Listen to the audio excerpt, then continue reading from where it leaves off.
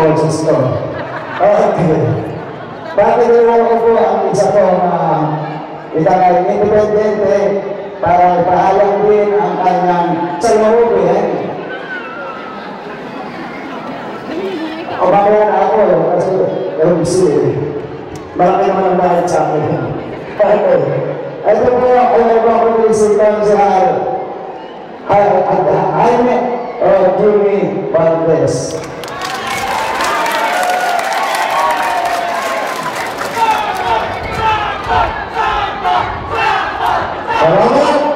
Salamat sila rin.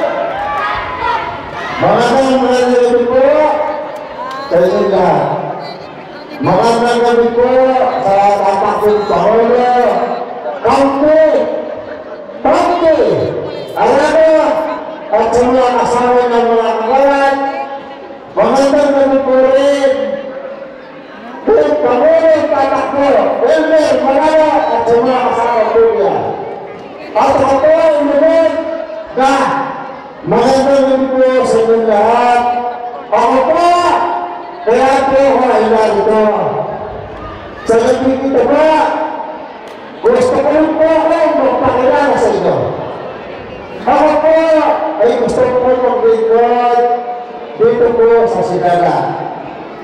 Gusto ko po rin tumulong sa mga nangangailangan o ako po ay kailangan tutulong. Siguro po ay mga tulungan. Tayo po ako magsasabi. Ako po ay hantay tumulong kung ano po ang aking magagawa at ako po ay tutulong sa inyo. Dahil po ako tayo makakaya. Ako po si Bakal tatakbo po ng independente para konsyal na Sinala.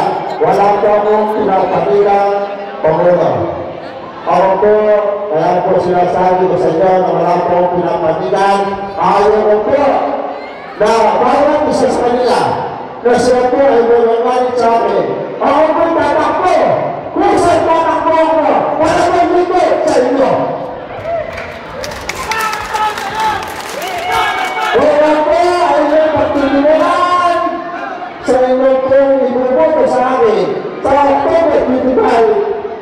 Ako po, pagtutulungan po niyo sa puto. Gagawin ko po kung sino po ang mananalo sa tatong Pangulo at kung po ay mananalo kung ano po ang aking posisyon. Handa po ako maglingkod sa inyo sa abot na aking makakaya. Kung po ako pinangalan sa inyo, hindi po ako nananalo kung ano po ang panagawa. Hindi po ako nananalo kung ano po ang panagawa. Kung ano po inuulit sa aking Pangulo, yun po ang panagawa. Ikalala na po sila. Wala po akong pinangalan sa inyo. Pag-alit po na